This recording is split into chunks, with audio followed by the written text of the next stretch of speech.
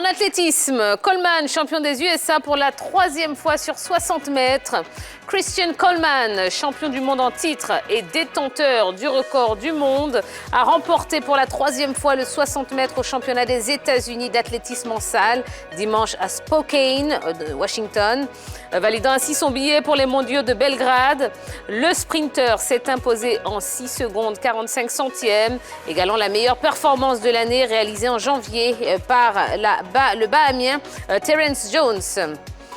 Basketball, la FIBB table sur 1 milliard pour 2022. La Fédération ivoirienne de basketball était en assemblée générale ordinaire dimanche au Palais des Sports de Treichville pour le compte de l'exercice 2021. Le comité directeur a présenté le bilan moral et financier déficitaire de 180 960 964 francs CFA. Un découvert qui n'entame pas les ambitions de la FIBB pour la saison 2022. Un budget prévisionnel d'1 milliard 85 millions de francs CFA a été présenté à l'Assemblée qui n'a pas délibéré pour faute de quorum.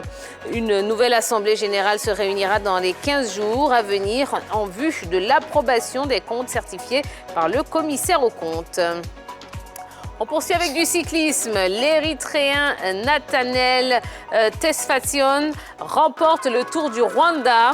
La 8e et dernière étape du Tour du Rwanda a été courue dimanche. Elle a été remportée par le Rwandais Moïse Mugisha. Mais au classement général, c'est Nathanael Tesfazion qui termine en tête, comme il l'avait déjà fait en 2020. L'Érythréen, leader depuis la 6e étape, devance l'Ukrainien Anatoly Moudiak et l'Irlandais Jesse Ewart. Il succède ainsi au palmarès du Tour du Rwanda à l'Espagnol Christian Rodriguez, lauréat en 2021. Tesfazion repart également avec les trophées du meilleur jeune du Tour et celui du meilleur africain. Et puis en football, Shevchenko est descendu dans les rues. Andrei Shevchenko, ukrainien de naissance, est descendu dans les rues de Londres ce dimanche pour manifester son soutien aux siens après les attaques russes. Sur Instagram, Sheva a posté des photos avec des panneaux incitant à la paix. À Trafalgar Square, il a défilé avec des milliers de ressortissants ukrainiens, mais aussi une foule d'Anglais. Le Ballon d'Or 2004 a défendu les couleurs de l'Ukraine pendant 17 ans avec 111 sélections et 48 buts. Il a également redressé l'équipe nationale en tant que sélectionneur de 2016 à 2021, la menant en quart de l'Euro 2020. Et puis, on termine avec la FIFA et l'UEFA qui suspendent les clubs et les équipes nationales russes de toute compétition. La FIFA et l'UEFA ont mis à exécution leurs menaces contre la Russie. Les deux instances du football mondial et européen ont suspendu ce lundi les clubs et les équipes nationales russes de toute compétition. Le Spartak Moscou, dernière formation russe encore en lice dans les compétitions européennes, qui devait jouer en mars son 8e de finale de la Ligue Europa contre le RB Leipzig, est ainsi frappé par la mesure. Selon cette décision, la sélection féminine russe est également exclue de l'Euro organisé en juillet en Grande-Bretagne. Elle devait jouer dans le groupe des Pays-Bas, de la Suède et de la Suisse. Voilà ce qu'on pouvait vous dire pour ce soir. Non, c'est pas fini, ça ne fait que commencer. Je vous rappelle qu'on est ensemble en direct jusqu'à 22h. Eh bien, nous allons pouvoir retrouver la team de ce soir. Suivez-moi. Bonsoir la team. Bonsoir Tia. Bonsoir Tia. Comment allez-vous, messieurs, dames? Très bien. Ça a été le week-end? Week-end chargé, hein? Ouais, assez chargé. Ouais. Il y a eu le bandama, on va en parler dans quelques instants. Et puis cette nouvelle qui est tombée il y a quelques minutes concernant Rigobert Song, qui a été nommé sélectionneur des Lions indomptables du Cameroun. Réaction? Bon, le bruit courait, ça a été confirmé. Rigobert Song a été un formidable joueur dans cette équipe des Lions indomptables du Cameroun. Il a été capitaine, un défenseur de grande qualité. Donc, il connaît bien la maison, il connaît bien l'esprit des Lions.